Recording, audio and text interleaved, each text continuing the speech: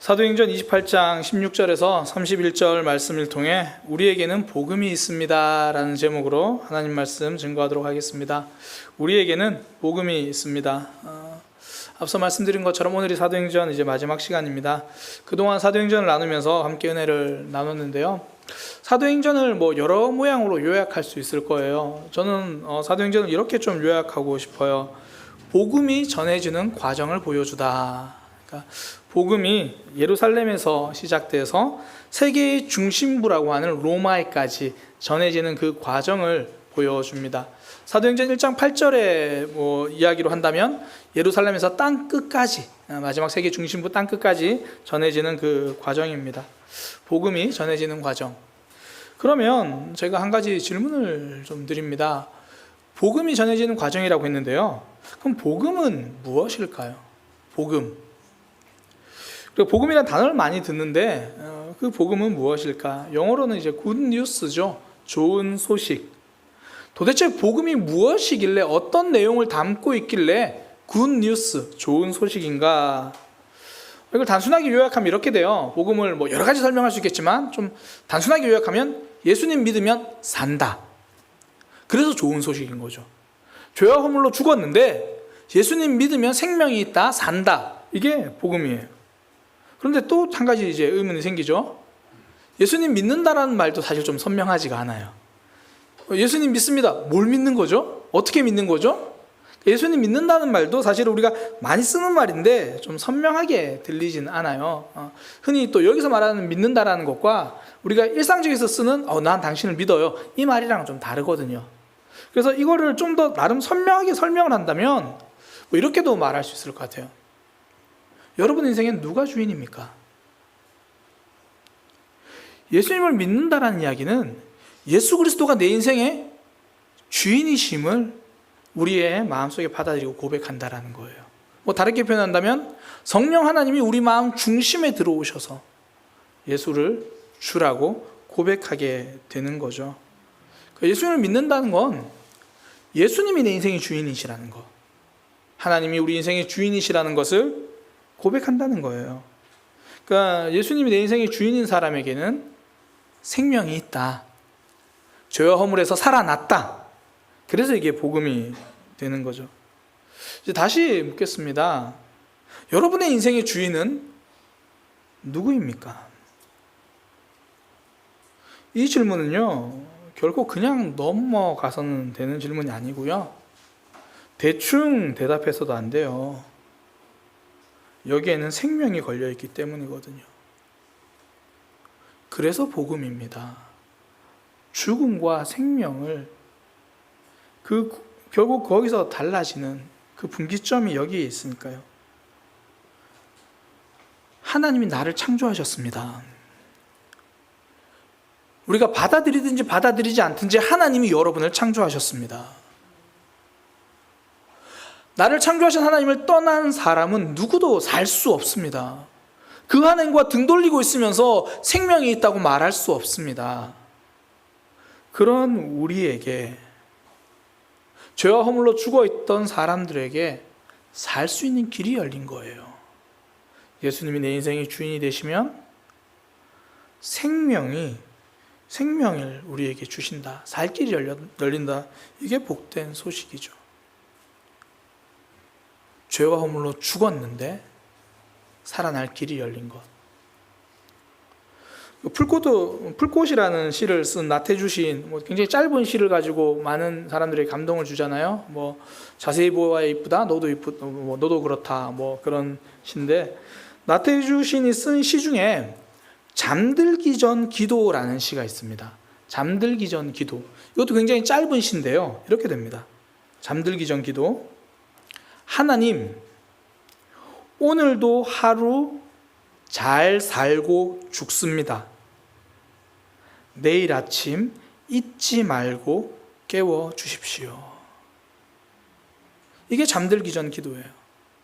하나님, 오늘 하루도 잘 살고 죽습니다.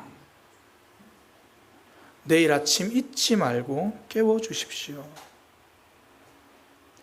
우리 중에 누가 오늘 밤에 잠들었다가 내일 깰 수 있다고 장담할 수 있습니까? 더욱이 이 땅에서의 삶이 끝나고 죽음으로 눈을 감았는데 내가 눈뜬 그곳이 천국이 될 거라고 누가 장담할 수 있습니까? 복음을 받아들인 사람만이 그 생명이 약속되어지는 거예요. 성도는 이 복음을 받아들인 사람. 성도에게는 복음이 있습니다. 한마디로 생명이 있습니다. 제가 이걸 좀 더 선명한 이미지로 설명한다면 이렇게 말씀드리고 싶어요. 세상 모든 사람이 죽음이라고 하는 불치병에 걸렸는데 어느 날 예수 그리스도라는 그 불치병을 치료할 수 있는 약이 생긴 거예요. 성도는 죽음이라는 불치병을 치료할 수 있는 예수 그리스도를 마신 사람입니다. 그리고 그 예수를 마시고 또한 그 예수의 복음을, 그 치료약을 손에 쥐고 있는 사람입니다. 우리에게는 복음이 있습니다. 그러면 이 불치병을 치료할 수 있는 약을 우리에게 주셨다면요, 그게 두 부류의 사람으로 나눠진다는 거예요. 이 약을 마시고 가지고 있는 사람과 이제 이 약이 필요한 사람. 오늘 말씀을 통해서 그 내용을 함께 나누려고 하는 거예요. 우리가 계속 바울의 전도 여정을 보았습니다. 바울이 복음을 전하고 박해를 받고 눈물을 흘리며 돌에 맞고 여러 가지 고생을 했어요. 그런데도 바울은 끝까지 로마, 세상의 중심부인 로마까지 가려고 했습니다. 이유는 딱 하나예요. 모든 사람이 죽음이라는 불치병에 걸렸는데 바울은 그 치료약 예수 그리스도를 가지고 있었거든요. 그러니 로마의 중심부에 가서 그 치료약 예수 그리스도 복음을 그는 전해 주어야만 했습니다. 그러니 그 땅까지 간 거죠. 만약에 이 가운데서 우리 중에서 나도 여전히 죄와 허물로 죽었었던 그 불치병 가운데 있었는데 예수 그리스도를 마심으로 내가 살아났고, 그래서 내 손에도 그 불치병을 치료할 수 있는 예수 그리스도 복음이 주어져 있다면 여러분들은 어떻게 해야 합니까? 이 예수 그리스도라는 이분을 믿어야 생명이 있고 이분 안에 참된 행복이 있다는 것을 알고 있다면 우리는 어떻게 해야 합니까? 이것이 생명이라고 알고 있으면 우리는 거침없이 이것을 전해야 합니다. 누군가에게 가져다 주고 그에게 마시라고 부탁이라도 해야 합니다. 생명을 살릴 수 있는 유일한 약을 가진 우리가 망설이고 있을 수는 없다라는 거죠. 거침없이 전해야 합니다. 사도행전 제일 마지막 절 31절 읽으면요, 훨씬 더 선명하게 와닿거든요. 오늘은 이 제일 마지막 절을 함께 읽어보겠습니다. 28장 31절 한 목소리로 같이 읽겠습니다. 하나님의 나라를 전파하며 주 예수 그리스도에 관한 모든 것을 담대하게 거침없이 가르치더라. 바울은 복음을 담대하고 거침없이 가르쳤다고 말하면서 사도행전이 끝나요. 그런데요, 이 성경 원어의 순서는 말의 순서가 조금 달라요. 제가 28장 31절을 그 원어의 순서 그대로 읽어드리겠습니다. 원어의 순서 그대로. 바울은 선포했습니다. 하나님의 나라를. 그리고 가르쳤습니다. 주 예수 그리스도에 관하여 모든 것을 담대하게, 그리고 거침없이. 헬라어 원어에서는요, 사도행전 제일 마지막 단어가 거침없이로 끝이 납니다. 원어 아퀄리토스라는 단어, 거침없이라는 단어로 사도행전을 마무리 짓습니다. 하나님은 우리가 복음을 들고 마지막에 거침없이 그 길을 이어가기를 원하시는 겁니다. 사도행전 28장 31절을 묵상하면서요, 이 단어가 하나님의 당부처럼 느껴졌어요. 아퀄리토스, 거침없이. 복음을 알고 있는 성도는 거침없이 그 복음을 들고 가야 한다는 거죠. 실제로 바울의 사역을 봐도 알 수 있어요. 23절에 보면 바울이 아침부터 저녁까지 강론하여 모세의 율법과 선지자의 말을 가지고 예수에 대해서 권했다 그래요. 바울이 복음을 전하면서 자신이 동원할 수 있는 모든 지식을 동원했다는 이야기고요. 자신이 할 수 있는 열정을 가지고 복음을 전했다라는 말입니다. 아침부터 저녁까지 온종일 모세의 율법과 온 선지자의 말은 구약 성경 전체를 이야기하는 거예요. 그 당시에 주어진 모든 성경을 가지고 이야기했다라는 겁니다. 오늘날로 말하면 이렇게 돼요. 주일 예배를 아침 8시에 드려요. 그리고 밤 8시에 마쳐요. 설교 본문은 창세기에서 요한계시록까지 해요. 기대가 되죠. 바울이 그렇게 했다라는 거예요. 모든 지식을 쏟아서, 모든 시간을 쏟아서 복음을 전했습니다. 거침없이. 그만큼 중요하니까요. 중요하다는 말은요, 그 정도로 방해가 많다는 말입니다. 영혼을 살리는 일에 사탄이 가만히 있을 리가 없죠. 사탄도 할 수 있는 한 최선을 다해 방해할 겁니다. 22절에도 그런 얘기하죠. 이 파에 대해서 어디서든지 반대를 받고 있다. 유대인들도 알고 있어요. 그거 복음 전하는 일 반대받고 있다. 반대하고 있다. 우리가 사도행전 쭉 살펴봤잖아요. 바울이 복음을 전할 때마다 세트로 따라가는 게 반대예요. 핍박입니다. 아니, 바울이 안 좋은 걸 주겠다고 그러는 것도 아니고, 여러분 예수 믿으면 생명이 주어진다고 알려주고 있는데 계속 방해해요. 따라다니면서 방해를 해요. 우리나라 표현이 정말 좋은 표현이죠. 도시락 싸들고 다니면서 말린다고. 딱 그 표현이에요. 혹시 여러분이 복음을 전하시거나 교회를 소개했는데 한 번만에 복음을 받아들이지 않거나, 내가 교회를 소개했는데도 아우 뭘 꼭 교회를 가야 되라고 혹시 반대를 경험했습니까? 복음 제대로 전하신 거예요. 내가 한 사람을 위해서 기도하고 있는데 그 사람이 아직까지 하나님께로 돌아오지 않고 있습니까? 제대로 기도하고 있는 거예요. 아직까지 그 영혼이 돌아오지 않고 있다는 것이 내가 소홀하다는 증거가 아니라 내가 여전히 복음을 전하고 있다는 거예요. 그 증거가 되는 거예요. 사도 바울도 그러했으니까. 한 번도 빠짐없이 계속 방해가 따라왔었거든요. 한 순간도 빠짐없이 방해가 있었거든요. 한 번 전했는데 달라지지 않는다면 또 전할 수 있다는 거예요. 거침없이. 바울은 포기하지 않고 계속했거든요. 그러니까 거침없이라는 단어, 쉽게 말해서 포기하지 않고라고 이해하시면 돼요. 사실 우리 하나님이 우리를 그렇게 찾아오셨잖아요. 혹시 이 중에 나는 한 번만에 하나님 믿었습니다, 그런 분 있으신가요? 초등학교 때 누가 나한테 복음을 전했는데 한 번 듣고 바로 예수님을 받아들였어요. 그런 분 있나요? 초등학교 때 누가 이야기하고, 학생일 때 누가 이야기하고, 청년 때 누가 이야기하고, 또 그렇게 교회 나왔는데 교회에서 설교하고 설교 듣고 그런 수에도 불구하고 우리는 바로 예수 그리스도를 내 인생의 주인으로 받아들이지 못했다라는 거죠. 흔히 왜 축구에서 골 결정력이라는 이야기 하잖아요. 슈팅을 한번 탁 때렸는데 바로 골이 들어갔다. 우리 인생 그렇게 골 결정력이 높지 않아요. 혹시 최근에 손흥민 선수가 잉글리시 프리미어 리그라고 세계적인 무대에서 득점 왕을 했다는 소식은 들으셨죠? 저도 그 경기를 전사님이랑 밤에 봤어요, 사실. 주일 밤 12시에 했는데, 그래서 주일 예배 마치고 월요일 새벽에는 전사님이 하시니까 굉장히 편한 마음으로 같이 봤어요. 우리나라 손흥민 경기가 끝났는데 하필 경쟁 선수인 살라라는 선수가 이 리버풀 경기가 있어가지고 끝내지 않고 다시 그 경기로 돌려가지고 전사님이랑 같이, 전사님 월요일 새벽기도 준비하고 계시고 준비하셔야 되고 같이 봤어요. 그때 여전 득점왕을 했어요. 근데 아시아 최초라는 것도 있지만 이 손흥민 선수의 놀라운 건 골 결정력이에요. 총 23골 넣었거든요.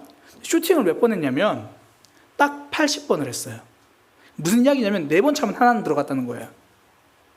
4번 차는 한 번만 들어가는 골 결정력. 근데 우리가 하나님 믿는 결정력은 그렇지 않죠. 4번이 아니라 복음을 듣고 소개받고 하나님에 대해서 듣게 된 40번이 넘게도 우리는 버텼잖아요. 외면하고 돌아오지 않고 내 방법으로 견뎠잖아요. 그런데 하나님 우리를 포기하지 않고 우리를 사랑한다고 말씀해 주시고, 우리에게 찾아오셔서 내가 너의 인생의 주인이다 알려주시고, 지금 이 자리까지 우리를 불러서 또 이렇게 복음을 듣게 하시잖아요. 하나님은 거침없이 포기하지 않고 우리를 찾아오십니다. 이것이 복음의 특징이에요. 바울의 사역이 열매 맺는 이유도 이 지속성 때문입니다. 이전에 그 라디오 방송 중에 지금도 뭐 아마 있는 것 같은데 컬투쇼라고 2시 탈출 컬투쇼라고 방송이 있어요. 2시에 하는 건데 굉장히 재밌거든요. 물론 CBS를 들으셔야 됩니다. 2시 탈출 컬투쇼에 보면 이 재밌는 사연들이 올라와요. 그 중에 하나가 이 성당에서 이 신부님이 강론한 그 이야기, 흔히 강의라고 생각하면 되겠죠. 그 사연이 올라온 적이 있는데 한 신부님이 이제 강의를 시작하시기 전에 질문을 했습니다.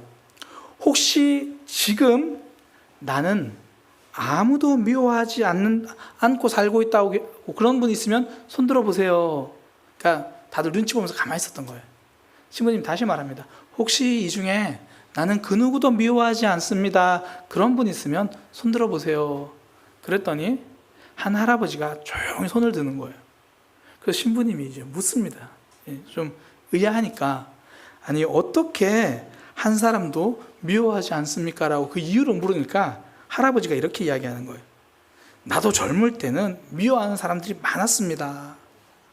그런데 나이가 92살이 되니까 걔들 다 죽었어. 다 죽어서 더 이상 미워할 사람이 없어. 아무도 미워하지 않으려면 오래 살면 됩니다. 라디오에선 재밌는 사연이라고 올라왔는데요. 참 의미가 있어요. 오래 남으면 이기는 거예요. 오래 사랑하면 이기는 거예요. 5만 명 기도응답을 받은 조지 밀러 이야기를 많이 듣잖아요.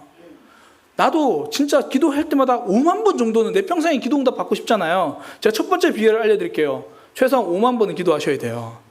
5만 가지는 기도해야 5만 가지를 응답받죠. 두 번째, 내 생명 끝나는 순간까지 기도하셔야 돼요. 지속성에서 열매가 나옵니다. 바울이 로마에 도착했을 땐 죄수의 신분이거든요. 감옥은 아니고 가택연금처럼 그런 거예요. 그럼 바울이 보통은 다른 도시에 가면 복음을 전하기 위해서 회당에 들어가요. 그런데 가택연금 상태니까 밖으로 못 돌아다니는 상태니까 회당에 못 들어가잖아요. 그러니까 바울이 회당에 못 들어가네, 포기해야겠다. 바울은 그러지 않았어요. 오늘 성경에 보니까 17절에 보니까 바울이 직접 찾아가지 못하니까 사람들을 부릅니다. 17절에 사울 후에 바울이 유대인 중에 높은 사람을 청하여 로마에 사는 유대인들 중에서 영향력 있는 사람들을 초대하면서 그래서 복음을 전해요. 내가 못 간다고 포기합니까? 아니요. 그 사람들을 오게 해서라도 복음을 전합니다. 우리 교회 성도님들 중에서도 주일 말씀 혹은 주일 예배 실황을 전도 사역자들에게 보내주신 분들이 꽤 많습니다. 그러니까 그런 거죠. 나와 함께 예배 드리자. 나 그 교회 가기 부담스러워. 그래, 부담스러워? 그럼 네가 있는 곳에서 예배 드려. 네가 있는 자리에서 시간 될 때 말씀 들어. 그렇게라도 복음 듣도록 전하는 거죠. 긴 건 안 듣겠다는 분들에게는 이전에 있었는데 요즘 없어졌어요. 언제 부활할런지. 그 말씀 조각 얘기라고 그 3분 안쪽에 있는 짧은 말씀 조약 그거라도 보내주면서 그거 듣는 거예요. 어떤 분은 새벽에 말씀 보내주는 거 그거를 이렇게 다시 주변 사람들에게 나눠준다 그러더라고요. 제가 코로나 때문에 그 새벽 기도를 못하면서 제가 집에서 혼자 녹음을 했어요. 짧게 한 7분짜리로 녹음을 했는데 녹음하고 나서 한 3일 있다가 어떤 분이 전화 왔어요. 목사님 바뀐 거 너무 좋다는데요. 그걸로 좀 해주시면 안 돼요? 그런데 설교 때 그렇게 할 수는 없잖아요. 오늘 하루가 시작되었습니다. 설교 때 그럴 수 없으니까 설교 다 마치고 집에 가서 다시 녹음을 해요. 김동욱 장로님 때문에. 그래서 다시 보내요. 그 7분, 8분 그 짧은 말씀 듣고 또 하루 한 말씀으로 살아갈 수 있다면 그걸 보내는 거죠. 어떤 분은 안 믿는 사람들에게도 하루를 여는 기도, 그 기도문을 보낸대요. 어떤 모양이라도 하나님을 알았으면 좋겠다는 거죠. 바울은 정말 로마에 가서 복음을 전하고 싶었거든요. 그런데 선교사의 신분으로, 자유로운 신분으로 로마에 가지 못했어요. 죄수로 갔습니다. 죄수로 갔는데 거기서도 그는 복음을 전해요. 형편이 막혔습니다. 그러니 다른 방법을 찾습니다. 방해는요, 멈춰야 될 이유가 아니라 다른 방법으로 시도해 보아야 할 이유입니다. 지속하겠다는 마음만 붙들고 있으면 방법이 나오는 거예요. 하다못해 다른 사람이라도 만납니다. 이 사람에게 막히면 저 사람에게라도 가서 복음을 전하는 거예요. 사역하다 보면 이런 경험이 참 많아요. 이쪽에 있는 영혼에게 정말 열심히 복음을 전했는데 여전히 복음을 받아들이지 않아요. 그래서 이쪽을 위해서 기도했더니 갑자기 저기서 구원을 받기 시작하는 거예요. 실제로 제가 사역을 하면서 이 한 집사님이 자기 자녀가 교회를 안 나오는 거예요. 어느 순간부터. 그러니까 굉장히 하나님께 죄송한 마음이 드는 거죠. 내가 신앙생활 똑바로 못해서 그러나, 내가 애한테 본이 되지 못해서 그러나, 막 사실 교회도 눈치 보이기도 하고, 하나님 앞에 죄송해서 그래서 안 되겠다, 뭐라도 해야겠다 싶어서 이제 학생의 교사를 한 거예요. 그러니까 왜 내 애는 말을 안 듣지만 남의 애라도 가르쳐 봐야겠다. 그래 학생의 교사를 한 거예요. 학생의 교사를 열심히 했는데 내 아들은 그 학교 친구와 전도해서 그 교회 나가겠다고 하는 거예요. 나는 여기에 집중을 했는데 하나님은 여기가 아니더라 저기서라도 열매를 맺으신다는 거예요. 복음을 놓치지 않고 있으니까 어떤 모양으로도 생명의 역사를 경험하는 겁니다. 동양 고전에 보면 열자라는 책이 있는데요. 그 책에 보면 우공이산이라는 이야기가 나와요. 옛날에 이제 우공이라는 노인이 있었다 그래요. 우공이라는 뜻 자체가 어리석은 노인 뭐 이렇게 해석을 하면 됩니다. 이제 그 어리석은 노인이라서 그런지 모르겠는데 집 앞에 있는 큰 산을 옮기고 싶은 거예요. 집 앞에 태항산이라는 산과 왕목산이라는 산이 있는데 너무 큰 산이고 산세가 험하니까 이 집에서 나가려고 하니까 너무 힘든 거예요. 그래서 이 노인이 결정을 합니다. 저 두 산을 옮기자. 그래가지고 아들하고 손자와 함께 그 산을 파서 흙을 이제 버리는데요. 뭐 산을 파가지고 그 흙을 그 앞에 놓으면 똑같잖아요. 그래서 머리를 쓴다고 쓴 게 산을 파서 그 흙을 저기 바다에 버리는 거예요. 갔다 오는데 1년이 걸려요. 그렇게 파가지고 하는 거예요. 그랬더니 이제 주변에서 비웃는 소리가 들리죠. 이 어리석은 사람아, 당신의 남은 생에 남은 힘을 다 한다고 해도 산에 뭐 기별이라도 가겠나, 그렇게 이야기를 한 거예요. 이때 우공의 나이가 90이 다 됐거든요. 그러니까 우공이 근데 그 말을 듣고 이렇게 말합니다. 내가 들어보니까 당신이 더 꽉 막힌 사람이다. 내가 죽더라도 아들이 있고, 아들 이후에 손자가 있고, 손자에겐 또 자식이 있을 거고, 그 손자에겐 또 아이가 있을 거고, 그 아이는 또 자손을 낳을 거다. 나는 자자손손 끊어지지 않지만 산은 더 커지지 않는다. 그러니 시간만 지나면 저 산은 옮겨지게 된다. 중요한 건 그 산을, 그러니까 이 열자라는 이야기에서는 그 이야기를 그 산에 있는 산신이 들은 거예요. 걱정이 되는 거죠. 시간이 지나면 내 산이 바닷속에 다 들어가겠다. 그래가지고 산신이 하늘에다 부탁을 합니다. 내 산이 없어질 것 같으니까 차라리 이 산을 다른 데 좀 옮겨주세요. 그래가지고 하늘이 그 이야기를 듣고 그 두 산을 옮겼다, 그런 이야기입니다. 여기서 나온 사자성어가 우공이산이에요. 어리석은 노인이 산을 옮긴다. 남들이 보기엔 어리석어 보이지만 결국 이루었습니다. 꾸준함이 능력이고요, 지속함이 지혜예요. 저도 이전에 부산교회 학생들이랑 이야기할 때 그런 얘기를 많이 합니다. 우리가 어떠한 경우에도 복음 전하는 일만은 놓치지 말자.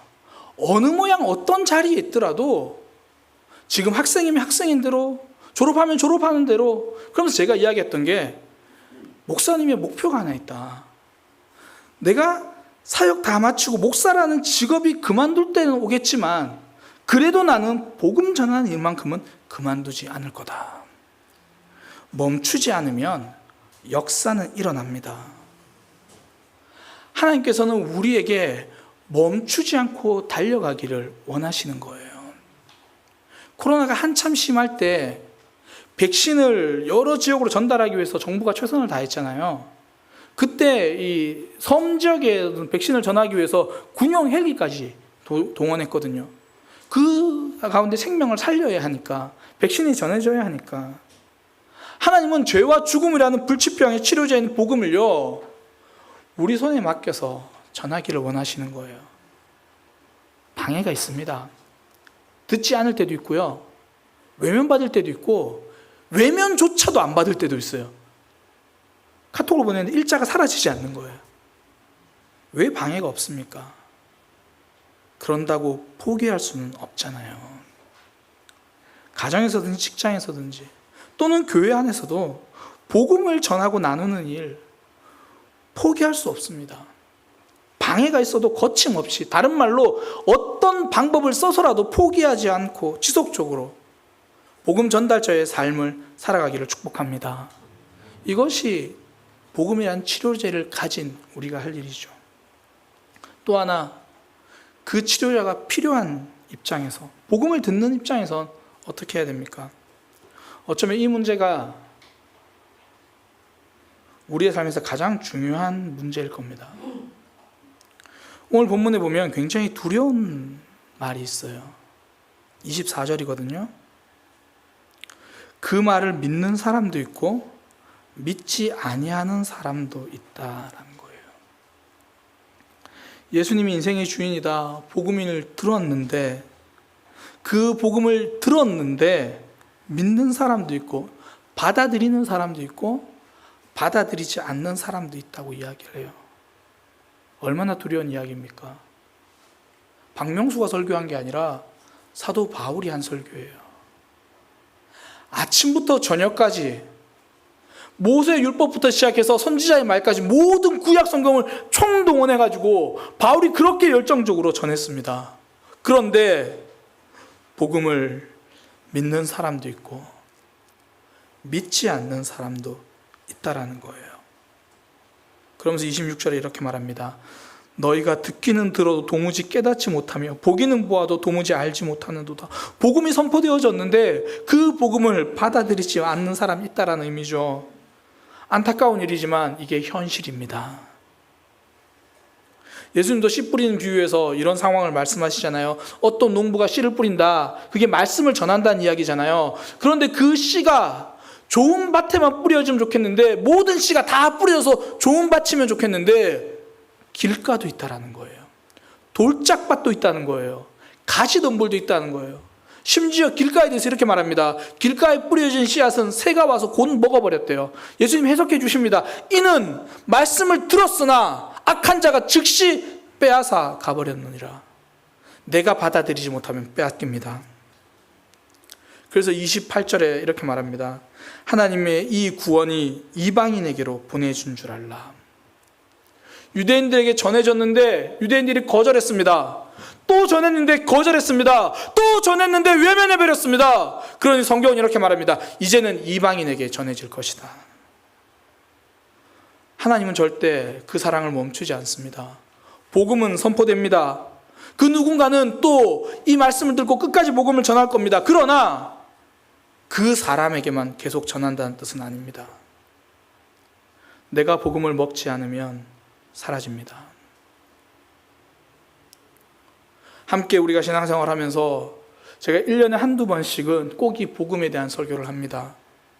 예수 그리스도가 우리 인생의 주인이신지 정직하게 돌아보자고 이야기를 하고 이 말씀 앞에 서자고 이야기를 합니다. 그러나 이 설교는 어떤 모양으로 선포되어지든 간에 내가 받아들이지 않으면 사라집니다. 내가 먹지 않은 것은 사라집니다. 제가 얼마 전에 새벽 예배 때 사과 이야기를 한 적이 있습니다. 아마 음성 그 파일 들으신 분들은 아실 건데요. 이런 이야기예요. 가장 단순한 이야기. 사과가 5개 있습니다. 3개를 먹어버렸어요. 제가 먹었습니다. 먹는 거 좋아하니까. 3개 먹었어요. 사과 몇 개 남았을까요? 제가 어릴 때 이 질문을 받았을 때 당연히 2개라고 대답했거든요. 그랬더니 고개를 절레절레 흔들면서 아니야, 3개가 남았어. 왜요? 먹는 게 남는 거니까. 제가 그렇게 이야기를 했더니 이걸 새벽에 들은 분이 저를 찾아와서 그러더라고요. 목사님, 맞아요. 먹는 게 남는 겁니다. 먹었더니 살로 남았어요. 제 배를 쳐다보면서 말씀하셨어요. 먹는 게 남는 겁니다. 음식은 살로 남을지 몰라도요, 복음을 내가 먹으면 생명으로 남습니다. 성경에는 항상 말씀을 먹는다는 표현으로 종종 합니다. 요한계시록에도 이 두루마리를 먹으라, 에스겔에게도 그 말씀을 먹으라라고 이야기하십니다. 저는 먹는다는 이미지가 정말 좋아요. 말씀이 내 속에 들어와서 내 마음에 뿌리를 내리잖아요. 그러면 내 인생에 성령의 열매를 맺거든요. 내가 먹지 않으면 내가 열매 맺을 수 없습니다. 내가 먹지 않은 말씀은 내 것이 될 수 없습니다. 저는 우리 성도님들이 예배에 이렇게 참석하는 거 정말 좋아요. 정말 귀합니다. 복되죠. 그러나 참석만으로 끝나버린다면 그건 50점이 아니라 빵점입니다. 예배에 참석하면 100점 될 수 있는 기회를 얻은 거지, 그때 말씀을 내가 먹었느냐, 받아들였느냐, 하나님 앞에 온전히 예배했느냐, 거기에서 빵점이냐 100점이냐가 달려있는 거예요. 우리의 생명은 거기서 결정되는 겁니다. 저는 오늘 함께 예배하는 우리 모두에게 다시 한번 질문을 드립니다. 여러분들의 인생의 주인은 누구입니까?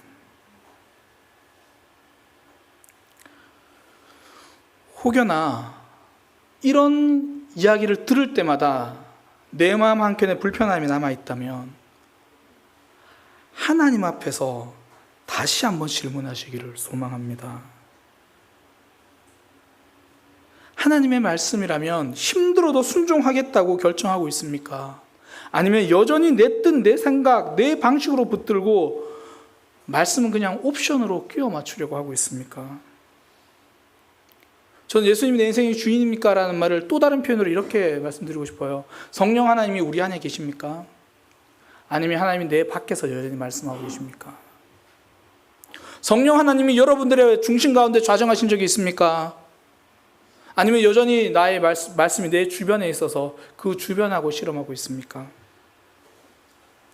여기 함께 예배하는 우리 20대 청년부터 시작해서 우리 어르신들까지, 새신자부터 설교한 이 목사까지, 우리는 기회가 될 때마다 이 질문 앞에 서야 합니다. 여러분의 인생의 주인은 누구입니까? 그리고 이 질문에 우리는 대답해야 합니다. 예수님이 내 인생의 주인이시라면 비록 부족하고 연약하고 순종하려다가 넘어지더라도 그래도 우리 안에 생명이 있는 거예요. 그러나 예수님이 우리 인생의 주인이 아니라면 교회에서 아무리 많은 일을 하고 사역을 열심히 하고 성경을 멋지게 풀어서 설명하고 이렇게 설교하고 있다고 해도 그 인생엔 생명이 없습니다. 유대인들은 당시 성경이던 구약, 모세 율법과 선지자의 말을 잘 알았습니다. 너무나 잘 알고 있었습니다. 그러나 바울은 그것을 풀어서 다시 한번 예수 그리스도를 전해야만 했습니다. 여전히 내 생각으로 말씀을 보고 있던 유대인들, 그들에게 바울은 다시 전합니다. 삶은 조금 더 달라지지 않은 채 눈물만 흘렸고 내 마음을 찢는 통회함 없이 다른 사람을 정죄하기만 바빴다면 그런 삶이 예수님이 주인인 삶일 수는 없습니다. 이것은 이 목사의 말이 아니라 성경의 선언입니다. 예수님은 하나님의 나라에 대해서 말씀하시기 전에 회개부터 말씀하십니다. 회개하라, 천국이 가까이 왔느니라. 오카는 목사님은 로마서 3장 말씀을 설교하시면서 이렇게 말씀하셨습니다. 하나님은 우리의 자존심을 다치지 않게 하시려고 듣기 좋은 말씀만 하지는 않았습니다. 반대로 우리를 기분 좋게 하고 칭찬하는 말씀과 거리가 먼 이야기들만 하셨습니다. 마치 우리의 기분은 안중에 두지 않고 계시는 것처럼 냉정하고 엄하게 말씀하셨습니다. 우리를 사정없이 발가벗겨놓고 악하고 부끄러운 것만 지적하셨습니다. 하나님이 이렇게 하신 이유가 무엇일까요? 아직 우리에게 복음을 남겨두셨기 때문이에요. 아직 우리에게 기회를 주셨기 때문이에요. 말씀이 계속 불편하게 들린다면 아직 하나님이 우리를 사랑하고 계신다는 증거고 아직 우리에게 복음을 주고 계신다는 증거입니다. 그렇기 때문에 엄중하게 말씀해 주시는 겁니다. 저는 소크라테스가 그 사형당하기 전에 재판했던 마지막 재판에서 그가 했던 그 마지막 말을 참 좋아해요. 그는 억울하게 이제 사형이 판결된 그 재판에서 최후 변론을 하면서 마지막에 이렇게 마무리를 해요. 이제는 떠날 시간이 되었습니다. 나는 죽기 위해서 떠나고 여러분들은 살기 위해서 떠날 겁니다. 하지만 우리 중에 어느 쪽이 더 나은 곳으로 가고 있는지는 오직 신만이 아실 겁니다. 역사는 말해줘요. 그때 소크라테스는 죄가 없었다라고. 오직 신만은 아실 겁니다.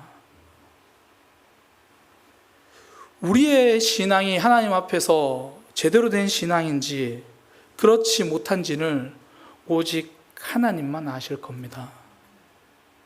제가 알지 못하죠. 그래서 저는 기회가 될 때마다 이렇게 복음을 선언합니다. 하나님은 알고 계시니까요. 어쩌면 나 자신도 알고 있을지도 모릅니다. 아직까지 내가 내 인생의 주인으로 남아있다면 하나님 앞에 엎드리는 시간이 되기를 소망합니다. 하나님 앞에 정직하게 고백하고 복음을 받아들이는 삶이 되기를 소망합니다. 아직은 기회가 남아있습니다. 또 이렇게 말씀해 주십니다. 이 말씀 앞에 하나님 앞에서 씨름할 수 있는 시간이 되기를 소망합니다. 이 말씀 붙들고 야곱이 야복강에서 밤새 씨름했던 것처럼 하나님 앞에 씨름하고 고민하고 말씀으로 질문하고 기도로 대답하는 그런 믿음의 삶이 되기를 소망합니다. 우리 이 시간 함께 찬양할 건데요.